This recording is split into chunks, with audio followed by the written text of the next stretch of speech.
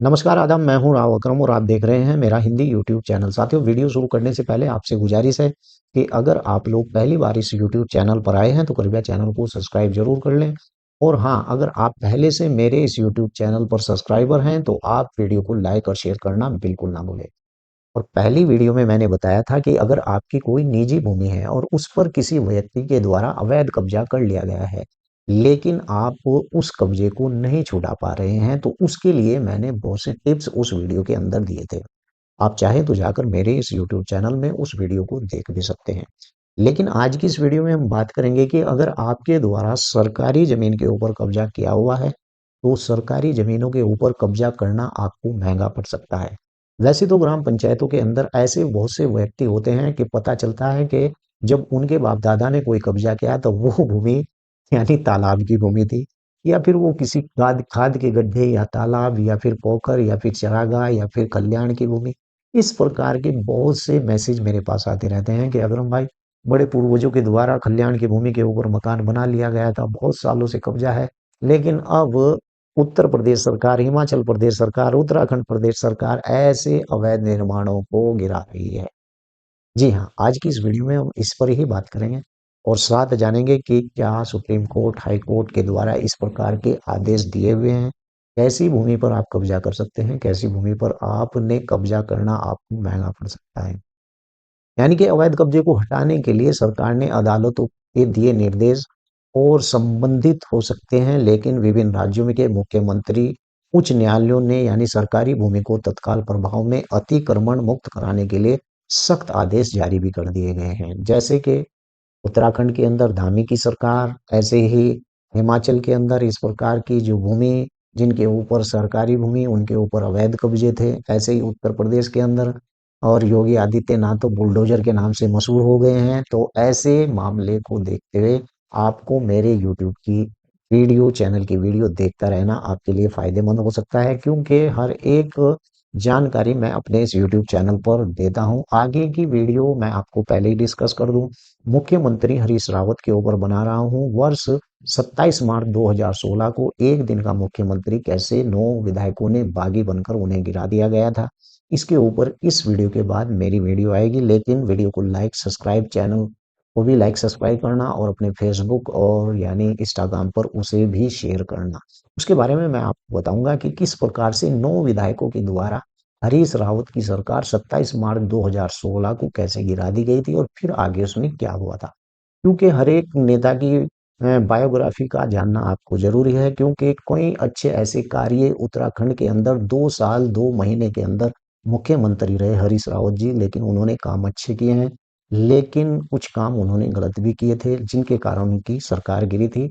उन पर ही मैं चर्चा करूंगा। चलिए छोड़िए, बात करते हैं कि अगर सरकारी जमीन पर कार्रवाई, यानी कि कई राज्यों में, उत्तर प्रदेश जैसे कि सीएम योगी आदित्यनाथ, हिमाचल प्रदेश की सरकारी जमीन पर अवैध कब्जा होने के लिए यानी प्रशासन को सख्त निर्देश दिए गए हैं।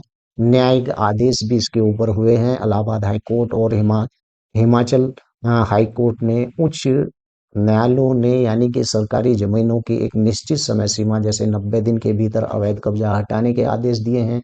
निजी संपत्ति के लिए नियम, अगर आप अपनी निजी संपत्ति पर अवैध कब्जा हुआ है तो आप सिविल कोर्ट में जा सकते हैं और स्पेसिफिक रिलीफ एक्ट 1963 के तहत यानी कानूनी कार्रवाई आप कर सकते हैं। इसके ऊपर मैंने पिछला वीडियो विस्तार से बना दिया है। अब आप मत कहिए कि इसके बारे में आप मुझे बताएं, लेकिन बीच बीच में मैं आपको इसकी याद दिलाता रहूंगा। अगर आपको तुरंत अपना कब्जा हटवाना है, इसके ऊपर स्पेसिफिक रिलीफ एक्ट 1963 के ऊपर मैंने वीडियो ऑलरेडी बना दी है। इससे पिछली वीडियो आप जाकर देख सकते हैं। यानी कि आप बेदखली के लिए सिविल मुकदमा दायर कर सकते हैं और आप आपराधिक अतिक्रमण यानी आईपीसी की धारा 441 के तहत यानी फौजदारी शिकायत भी दर्ज करवा सकते हैं और कार्रवाई के निर्देश भी जारी करवा सकते हैं। अगर आप किसी विशिष्ट राज्य आदेश के बारे में जानना चाहते हैं तो कृपया उसका नाम भी मुझे बताएं, जिस राज्य के बारे में आप इसके बारे में जानना चाहते हैं। तो आइए वीडियो को विस्तार से शुरू करते हैं और जानकारी करते हैं कि सरकारी जमीन पर अवैध कब्जा हटाने का कोर्ट का बड़ा फैसला, हाई कोर्ट, सुप्रीम कोर्ट के क्या निर्देश है। तो चलिए मैं आपको लेकर के चलता हूं अपने कंप्यूटर की स्क्रीन पर और वहीं जाकर आपसे मैं सारी डिस्कस करूंगा कि किस प्रकार से अवैध कब्जा सरकारी जमीन पर अवैध कब्जा हटाने के कोर्ट का बड़ा फैसला, हाई कोर्ट, सुप्रीम कोर्ट के क्या निर्देश है। समझने की बात यह है कि सरकारी और सार्वजनिक उपयोग की भूमि पर हुए अवैध कब्जे को हटाने के संबंध में उच्च न्यायालयों ने, जैसे Allahabad high court, Himachal high court और सभी कभी कभी सुप्रीम कोर्ट ने भी सख्त यानी स्पष्ट आदेश जारी किए हैं। और आदेश सरकारी संबंधित अधिकारियों को तत्काल यानी कार्रवाई करने के निर्देश देते हैं। यहाँ पर मुख्य निर्देश और फैसले की जानकारी इस प्रकार से है, ये आपको देखना है कि किस प्रकार इलाहाबाद हाई कोर्ट का महत्वपूर्ण आदेश है यानी सरकारी जमीनों को लेकर। ये आदेश आपको पता होना चाहिए। अगर इन आदेशों के बारे में आपको जानकारी नहीं है तो आपको कुछ भी जानकारी भूमि से संबंधित नहीं है। भाई तालाब की भूमि के ऊपर मकान बनाए जा रहे हैं, पता ही नहीं है नियम का कि आपको कैसी भूमि के ऊपर, अगर आप गरीब हैं, वास्तव में बीपीएल श्रेणी के व्यक्ति हैं, या बीपीएल श्रेणी में आप आते हैं, या ईडब्ल्यूएस का आपके पास कोई इस प्रकार का प्रमाण है कि आप सामान्य रेखा से नीचे आते हैं, तो आपको इन बातों की भी जानकारी का होना बहुत जरूरी है। इलाहाबाद हाई कोर्ट के द्वारा उत्तर प्रदेश सरकारी सार्वजनिक यानी उपयोगिता जैसे ग्राम पंचायत, समाज, तालाब, चरागाह जमीन पर अवैध कब्जा हटाने के लिए कड़ा रुख अपनाया है। किसने? इलाहाबाद हाई कोर्ट ने कहा है कि भाई ये जो तुम ग्राम पंचायत की जमीन के ऊपर नेता बन के तालाब को भी नहीं छोड़ रहे, चरागाह की जमीनों को भी नहीं छोड़ रहे, कभी तो तुम दलाली कर लेते हो पटवारी तहसीलदार से मिलकर, कभी तुम किसी के चक्कर में आकर इस पर दलाली कर कर लोगों को बसा देते हो, गरीब लोगों को पता नहीं होता है और वो लोग इसके झांसे में आ जाते हैं। तो इस पर कड़ा निर्देश है। मैं आपको बता दूं, समय सीमा, कोर्ट ने उत्तर प्रदेश सरकार से संबंधित अधिकारियों से राज्य भर में सरकारी जमीनों पर अवैध कब्जे 90 दिन के लिए हटाने के निर्देश दिए हाई कोर्ट ने। और लापरवाही की कार्रवाई यानी कोर्ट ने स्पष्ट किया कि यदि अधिकारी डीएम, एसडीएम, तहसीलदार इस पर आदेश का पालन करने में लापरवाही बरतते हैं तो उनके खिलाफ विभागीय आपराधिक कार्रवाई की जाएगी। देखिए हाई कोर्ट ने कितना स्पष्ट कहा है। अब ये बताइए कि क्या ऐसे लोग आप लोगों को छोड़ेंगे? बिल्कुल भी नहीं छोड़ेंगे। किसी नेता के फंदे में मत आइए। कोर्ट जिस बात को कह देता है, डीएम का बाप या डीएम की माँ उसे रोक नहीं सकती। हाई कोर्ट इलाहाबाद का आदेश है, तो कोई भी इस आदेश को यानी इस आदेश की लापरवाही नहीं कर सकता, चाहे डीएम का पिताजी हो चाहे डीएम की माताजी हो, क्योंकि कानून सबके लिए बराबर होता है। और तहसीलदार तो कुछ भी नहीं, तहसीलदार तो केवल एक मापकर्ता अधिकारी होता है।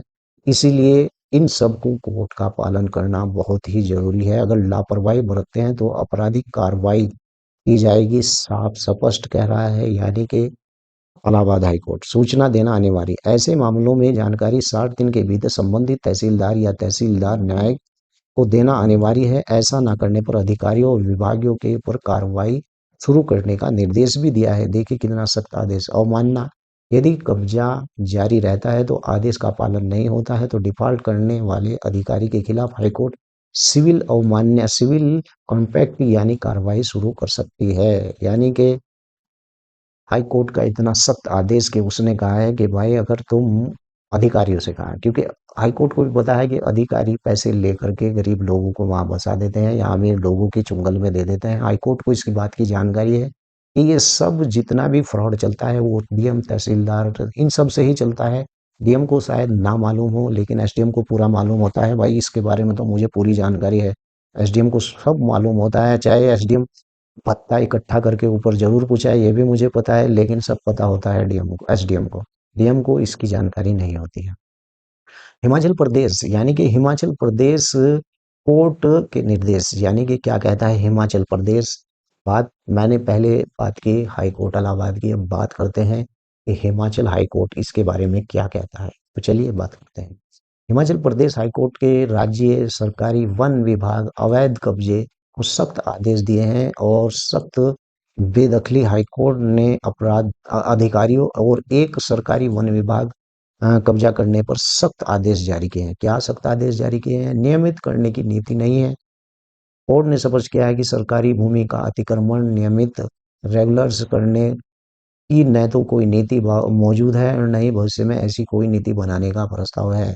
यानी बिजली पानी काटना, कई मामलों में हाईकोर्ट ने अधिकारियों को अवैध कब्जेदारों के बिजली पानी के कनेक्शन एक निश्चित समय सीमा के भीतर काटने के निर्देश दिए।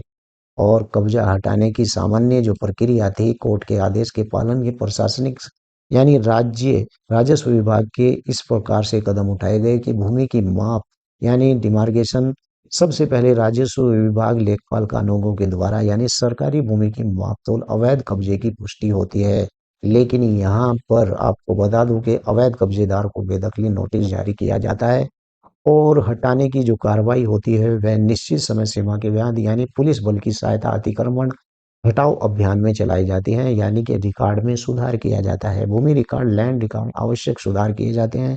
यह आदेश दर्शाता है कि सरकारी संपत्तियों पर यानी सुरक्षा सार्वजनिक उपयोग के लिए आरक्षित जमीनों की अतिक्रमण यानी मुक्त कराने का एक बहुत ही गंभीर मसला है। और आपको बता दूं कि अगर आपने भी इस प्रकार की भूमि के ऊपर कब्जा कर रखा है तो भाई उसे हटाने का प्रयास करें। अगर लगता है कि जमीन सार्वजनिक उपयोग की है तो वो हटाने का प्रयास करें, क्योंकि ऐसी भूमि के ऊपर कभी भी आपके खिलाफ कोई ना कोई कार्रवाई हो सकती है। नियम तो बहुत हैं बचने के भी, लेकिन वो सब वीडियो के अंदर नहीं बताए जाते हैं। इसलिए हाई कोर्ट का आदेश सर्वोपरि होता है। अगर आपने इस प्रकार की भूमि पर कब्जा कर रखा है तो वो वास्तव में आपको छोड़नी पड़ेगी सरकारी भूमि। वीडियो कैसी लगी है वीडियो के नीचे लिख कर जरूर बताएं। आपका कोई सवाल है तो बिल्कुल मेरे टेलीग्राम के चैनल पर आप सब्सक्राइब उसे भी कर लें और उस पर आप लिख सकते हैं, मैं आपका तुरंत जवाब देने का प्रयास करूंगा।